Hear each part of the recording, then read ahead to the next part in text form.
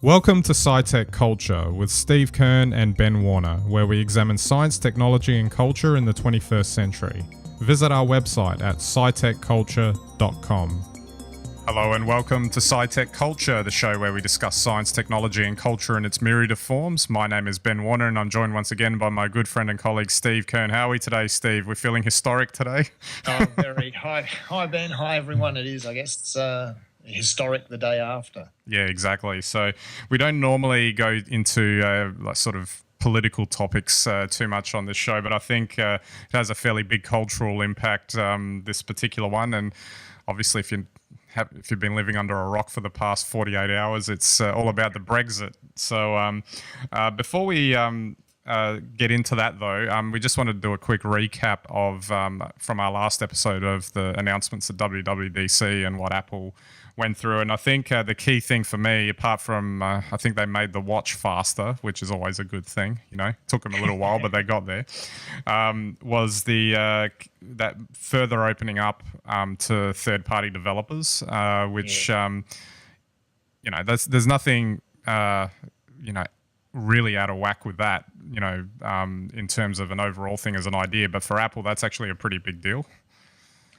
Yeah, well, I think that's the way it's going. I mean, we kind of thought that would be something we'd see at the conference, and it is. I mean, all the other major platforms are moving to that now.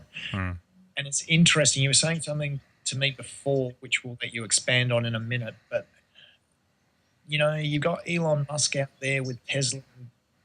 You know, you've got a lot of these very cutting-edge organisations now open sourcing, sharing their patents, saying, come on board, work with us as a third party. And I just wonder if maybe that's where we're headed with all of this. Yeah, and Apple's got no choice but to kind of head into that direction. And maybe they've got the right CEO for that, because I don't know if, you know, the big man who started it all would have approved of any of it. Well, I don't know. If he thought of it first, maybe. Well, to be fair, he had changed his mind on other things. When he was famously against them, so it's possible. It's possible. Well, was always, you know, the open source kind of guy. You know, he worked, you know, as one of the original developers, and that was how people worked back then: sharing code, working together to make better products. So, you know, it was Steve who locked down Apple. But yeah, you're right. Maybe Tim Cook is the man. Yeah, and I guess just one other final point, obviously no hardware announcements, but the rumour mill being is that, as I think we were discussing last week, is that I think the hardware part might actually start to slow down a bit, because the reality is how much more are they going to put in there that's actually going to be a significant increase in benefit that it's not already doing. The real reason you're going to buy another iPhone is because your current one dies, in effect. That's that's really where it's gotten to, which they don't, as you've discovered too in just recent times. You know, with rumours that the next iPhone coming out this year is not really going to be that much different to the, you know, the 6 and 6S generation. You know, I think it's a bit much to expect anything more than, you know, what they're doing. I think it's across the board with other manufacturers as well. I don't think we can expect too much. At some point, there will be a bigger thing that will thrust it forward, but you know, it's a bit hard to predict what those things are. You know, I don't think anyone expected Apple to go into the phone business at a certain point until they did. So who knows how it'll all turn out. Well, that's right. And I think, though, my tip after listening to the conference is that maybe what we'll see now is Apple move towards a single operating system that all third-party developers can plug into at any level. And I think that's where they're going. Yeah, absolutely. Okay, let's move on to the Brexit. Now, before we go into a wider discussion on that, you know, that term just... I don't know if it irritates me, makes me laugh, or is an accurate description of what it is. Isn't it just an indictment of the era that we're living in? That something as big, as important, as significant as this is, and the consequences of what it can mean, can be distilled down into a hashtag. You know, like it's easy for Twitter to pick up, and I just find that fascinating. Would it have been called Brexit 20 years ago? I mean, that's a fascinating observation, Ben. I think you're 100% spot on. You know, we see these things now as they happen. We have people on social media paid to come up with ideas of getting messages out. But, you know, the public equally can participate in those messages, and Brexit is a sign of the times. It's a hashtag. It's exactly what you say. And 20 years ago, no, I don't think it would have been hashtag Brexit. It would have been something else. But I must say the other thing that was really interesting, if you want to know about a sign of the times, is that did you see the Google report? No, I Google didn't. announced that when after a Brexit, I should say, leaving the EU was announced, apparently they got a record number of searches to find out what exactly it meant. So there's been the suggestion that a lot of people might have voted leave without actually really knowing what they were leaving. Yeah, and actually, just on that, I think I saw something following on from that this morning after the vote and the result was known that they were saying on the BBC that a whole bunch of people did the same thing after the vote, and the commentators saying, "Well, might be a bit late now, but at least I know what it's all about." Going forward. Well, then, only if you trust Wikipedia or whoever written what's going to happen next. Yeah, absolutely. I mean, just on just to look at the issue itself. Obviously, it was a fairly big thing. I mean, David Cameron obviously staked his prime ministership on the whole thing and lost. One of the greatest errors in the history of modern history, I would say. Well, I mean, and that I think that the implications of what leave will mean. That's where the shock comes in. I think if Remain had got up, it would have just fine. The box has been ticked, and we can move on, and nothing would have been too significant other than your usual agitators that would still be complaining that we should leave. But the fact that this feels more like an outside result.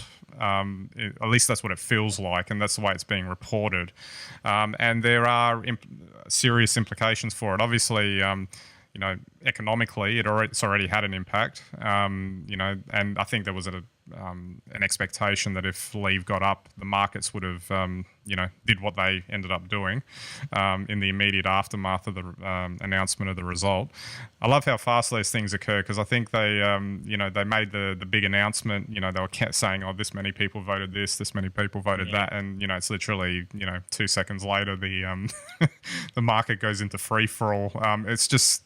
That's an amazing thing and a good indication of how things have changed too. How fast things can move.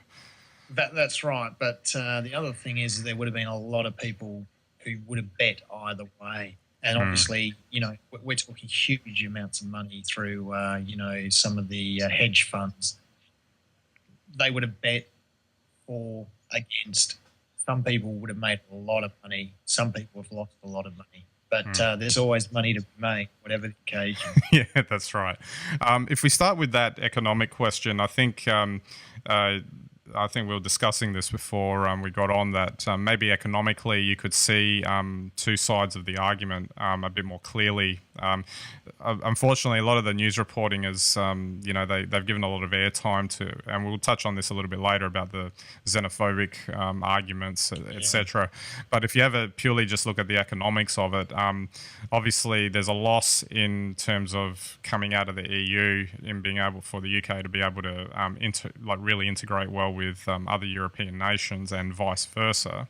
But then, as you said before we got on, that idea that they could potentially and probably will strengthen ties with other Commonwealth countries now, just to, I guess, sort of take the sting out of that particular tale as they exit the EU, because they're going to need to have that ability to trade and still not be isolated, which could make for an interesting reorganisation of things. Well, I think the thing that really needs to be remembered is that England hadn't gone to the euro. So the union itself was a trade. It was economic in terms of trade.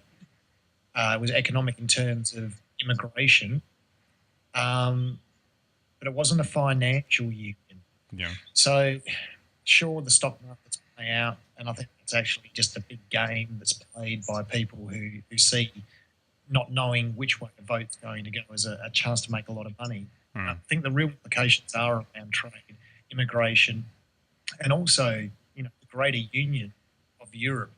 And what I think maybe some of the people who might have voted leave missed out on or don't see are the good news stories of the union, which are the supporting some of the other nations, the smaller nations, the overlooked nations over that time. You know, I think you'll find if you look at stats, there's lots of stats on how people voted, and it's very clear how people voted. Those people who are upwardly mobile, professionally educated, you know, they stand a lot to lose by being cut off from mainland Europe, and they voted Remain, of course.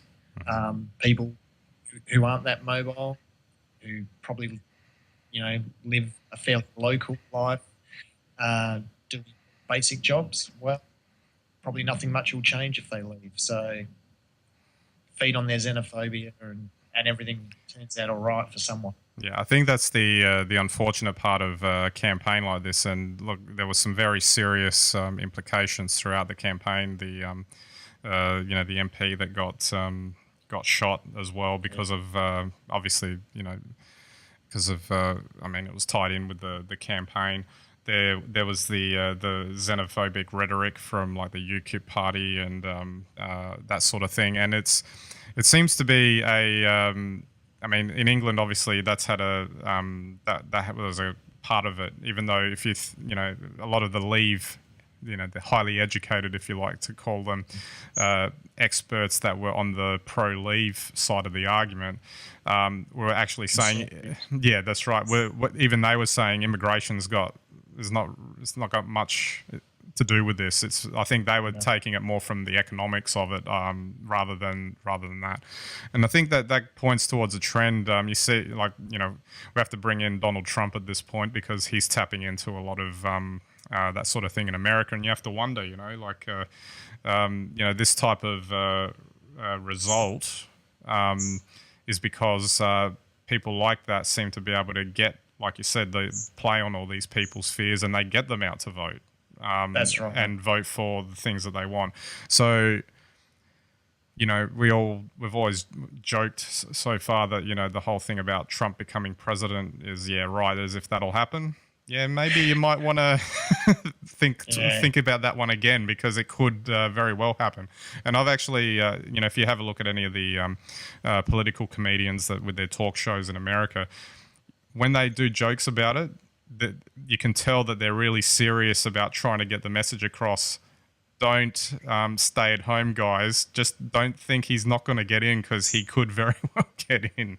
And that's right. And I guess the thing is that you don't want someone to get in, but you know, basically off the back of these types of fear campaigns.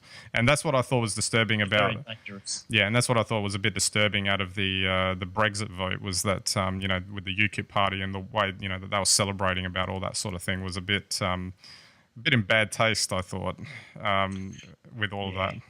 Yeah. I think, look, they've run a very populist campaign and they've had some sectors of the media only too happy to peddle their message. And yeah, absolutely. And then just one final point. I think Tony Blair was obviously he was going to always pop up at some point to be interviewed over this in the immediate aftermath, and you know, talking about, you know, this could be that sort of effect against globalization. You know, like it's this, and I think Obama called it too. This experiment in globalization and how this is like an effect, a type of effect that we've had to experience. You know, we're going through a world now that's increasingly becoming so interconnected, and this seems to be a reaction against it in some ways. Yeah, absolutely. There's a real feeling in the world. I think there's instability. There's people like Trump running around saying the sorts of things he's saying, and I think it does have an impact. It does have an impact. There's a lot of unrest in the Middle East. I think people are nervous generally, and so that breeds fear. When you have fear, that's a wonderful political weapon for people to peddle a particular message. Yeah, absolutely. All right. Now, obviously, just for people who are listening to us, got a bit of company there. That's not an error with the audio feed. Just the birds going nuts in the background. That's right. Okay, we might leave Brexit there. There was one other topic we wanted to cover today, and that was just this idea of global warming causing cooling trends, which seems to be a sort of a oxymoron when you describe it that way. Though having said that, Roland Emmerich did a pretty good explanation of it in Day After Tomorrow, even though the rest of the movie was probably a bit out there. We're going through a pretty cold winter at the moment. I don't know if you're experiencing that over there in Adelaide, Steve, but Melbourne's had a pretty sharp drop in temperatures over the last little bit. And even though, expect that in winter, particularly in Melbourne, it can get quite cold. But I think it's the harshness of it. I mean, the front of my building got flooded the other day, which is always handy. Actually, when I look out the river out the window here, it's actually almost overflowing.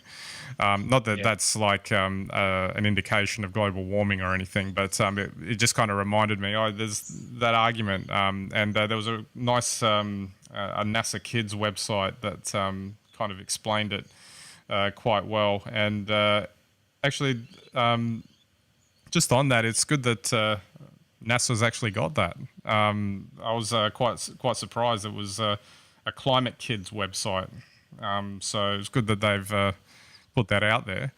Well, that's yeah, and but it's interesting, isn't it? That sort of opposite effect to what you would think, and maybe is that part of the reason why people have trouble understanding what climate change is, because it's like it causes the opposite effect.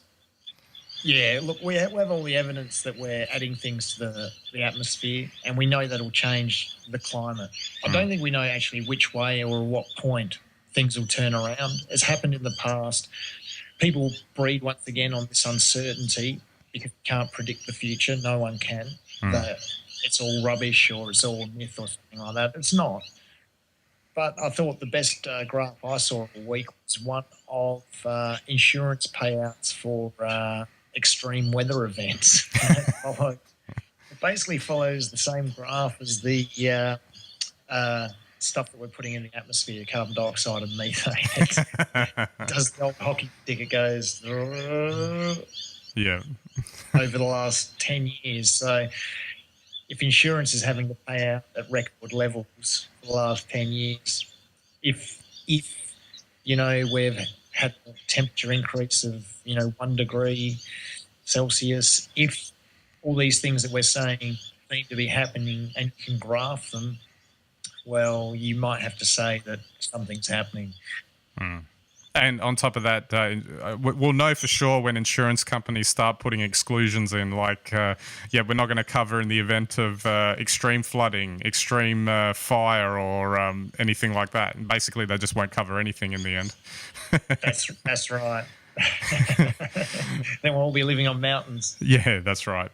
All right, Steve, we might wrap it up there. So, we'll have to follow the Brexit, won't we? I'm sure that hashtag won't be not used for the foreseeable future, because it'll be trending all over the place, especially over the coming weeks and months as they try and sort it all out. I saw one hashtag in the immediate aftermath afterwards, which was hashtag revote. So, it could gain momentum. You don't know with social media. That's it. That's it. All right. So don't forget our website, SciTechCulture.com. You can get all of our links and content there. You can interact with us on Twitter, Google+, and Facebook, hopefully with the correct hashtags. And if you think anyone's interested in these ongoing discussions that Steve and I have on a regular basis, feel free to send them to SciTechCulture.com. We'd greatly appreciate that. All right. So that's it for this episode. We'll catch you next time.